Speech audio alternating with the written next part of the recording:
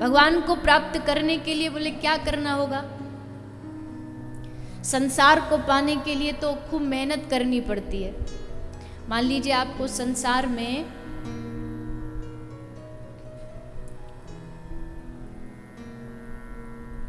रसगुल्ला खाना है, तो रसगुल्ला खाने के लिए क्या करना पड़ेगा? पहला तो ये है, या तो आप घर पर बनाओ, उसके लिए पहले सामान खरीद के लाओ, फिर घर में गैस लाओ, थोड़ा मीठा लाओ, चाशनी बनाओ, फिर रसगुल्ला बनाने का प्रोसेस सीखो, वो भी तो आना चाहिए। ये थोड़ी केवल सामान ला के रख दोगे तो उससे थोड़ी सामान से कहोगे रसगुल्ला बन जाए तो बन जाएगा। आना भी चाहिए रसगुल्ला बनाना, और फिर रसगुल्ला बनाने वाला भी होना चाहिए। रसगुल्ला बनाने वाला हो, रसगुल्ले की सामग्री हो, रसगुल्ला बनाने की विधि आती हो, ये सब चीज़ों की रिक्वायरमेंट जब पूरी होगी तब जा कर के रसगुल्ला बनेगा, और तब जा कर के आप मुख में अपने रसगुल्ला का रस ले पाओगे। आप कहोगे इतना सब झमेला हम क्या को करें, हम बाजार जाके खा लेंगे। तो बाजार जाने के लिए भी तो आपको साधन लेना पड़ेगा, गाड़ी निकालनी पड़ेगी, उसमें पेट्रोल डीजल चाहिए जो आपको वहाँ तक पहुँचाएगी, फिर पैसा चाहिए, कितने सारे स्टेप हैं, तब जाकर के रसगुल्ला आपके मुख में आएगा।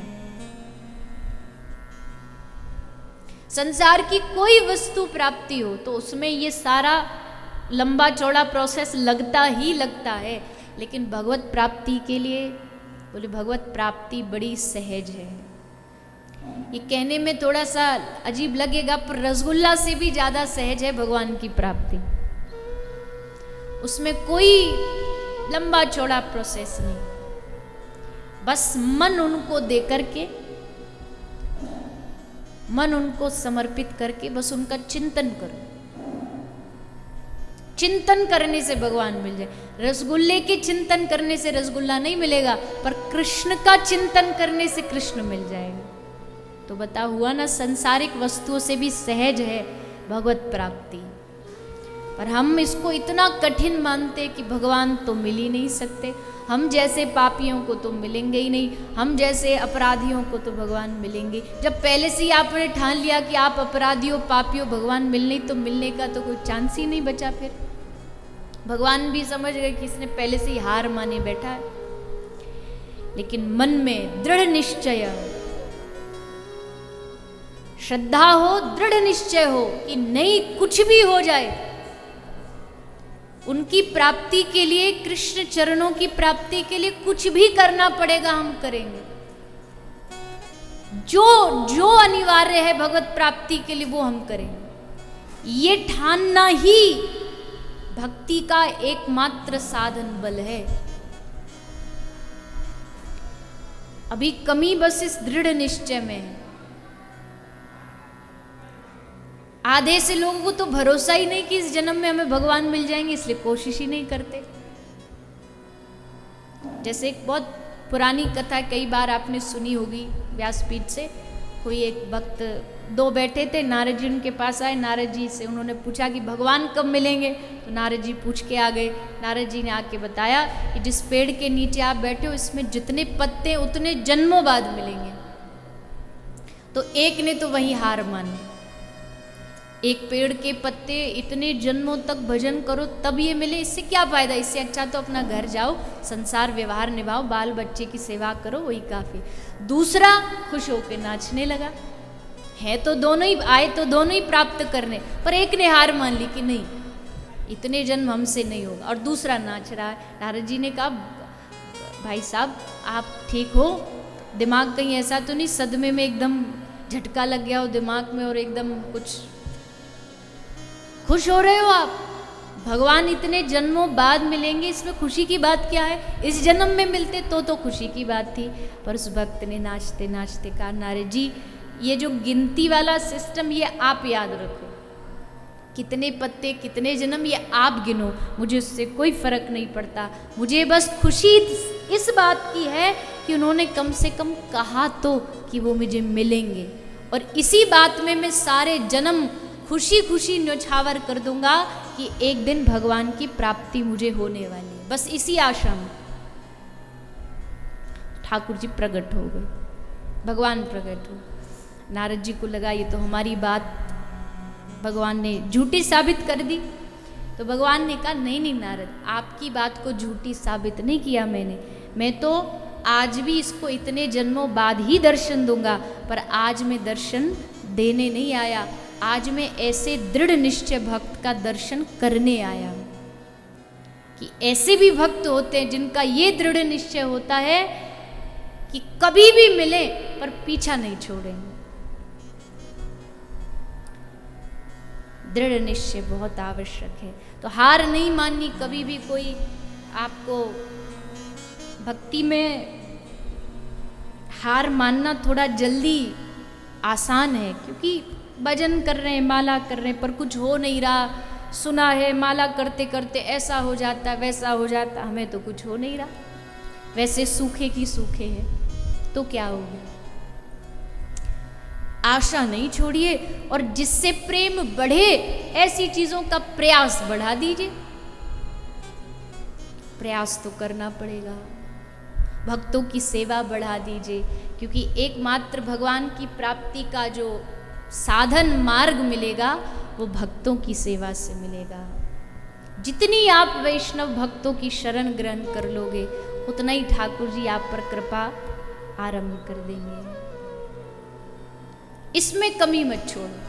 मिलना ना मिलना उन पर छोड़ दो, लेकिन आप अपना प्रयास कहीं छोड़ो मत, अपनी कोशिश मत छोड़ो। जितना हो सके वैष्णव भक्तों की सेवा करो। भक्तों के प्रति दुर्भाव मत रखो, भक्तों के प्रति द्वेष भाव मत रखो। आप यकीन मान लीजिएगा, मुझे तो कोई भक्ति मार्ग का कोई अभ्यास भी नहीं है, पर थोड़ा बहुत जो सुना है महापुरुषों से, आप लाख भजन करो, लेकिन अगर अपने मन में आप किसी भक्त के प्रति दुर्भाव ले आए, भक्त के प्रति कोई गलत अपराध भाव ले आए, दोष ले आए, तो समझ लेना आपकी भक्ति अब धीरे धीरे क्षीण हो रही। अरे कोई भक्त नहीं भी है तो क्या फर्क पड़ता है। नहीं भी कोई भक्त है तो आप अगर उसके प्रति अच्छा मन में भाव ले आओगे तो क्या घाटा हो जाएगा आपका। कुछ घटना तो है नहीं। शायद भगवान को भी लगेगा कि चलो कोई नहीं, भक्त नहीं भी है फिर भी देखो कितना इसके प्रति इसका भक्त भाव है, भजन का। मैंने कथा पिछली बार सुनाई थी आपको, शायद याद, पता नहीं याद होगा नहीं। एक राजकुमारी के घर एक चोर आ गया, उसको लगा राजकुमारी को गुरु की आवश्यकता थी, तो गुरु बन के आ गया और राजकुमारी को जंगल में ले जाके उसका सब लूटपाट के उसको पेड़ से बांध दिया और कहा जब तक मैं ना कहूँ, राजकुमारी ने उनको गुरु मान लिया, ये गुरु जी है हमारे, जब तक मैं ना कहूँ आंख नहीं खोलना। बस राजकुमारी आंख बंद करके 3 दिन तक भूखी प्यासी ठाड़ी रही। भगवान ने कहा नारद जी जरा जाके इनको समझा के आओ। नारद जी आके समझा रहे कि बेटा ये गुरु नहीं, ये ठग है, ठग के चला गया तुमको। पर राजकुमारी कहती नहीं, जब तक गुरुजी बंधन नहीं खोलेंगे मैं यहाँ से हटूंगी। गुरुजी बंधन खोले तो ही। तो भगवान ने फिर नारद जी को भेजा कि इसके गुरुजी को ढूंढ के लाओ। वो गुरुजी तो है नहीं, वो तो ठग। बोले जो भी है उसी से बंधन छुड़वाएगी, उसी को खुलवा लेकर के। चोर को पकड़ के नारद जी लाए, उसका बंधन खुलवाया और आंख खोली तो देखा सामने गुरुजी खड़े, तो चरणों में लेट गए। भगवान ने सोचा कि नहीं, ये तो ठीक नहीं। कई बार ऐसा होता है, कई बार ऐसा देखने को मिलता है कि शिष्य में भक्ति भाव है पर गुरु में नहीं।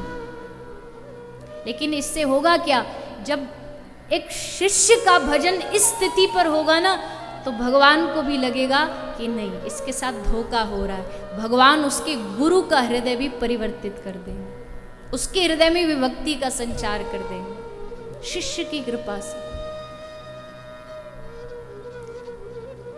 तो कोई नहीं भी है भक्त वैष्णव तो भी उसके प्रति गलत भाव क्यों लाना, अपना घाटा क्यों करना। और जो भक्त है उसके लिए तो कभी मन में कभी गलती से भी गलत मत बोल देना। तुम तो ऐसे ही बोलोगे, लेकिन जितना भी तुमने थोड़ा बहुत, एक तो कमाया नहीं, थोड़ा बहुत जो थोड़ा बहुत भी कमाया वो सब पानी में मिल जाएगा, मिट्टी में मिल जाएगा।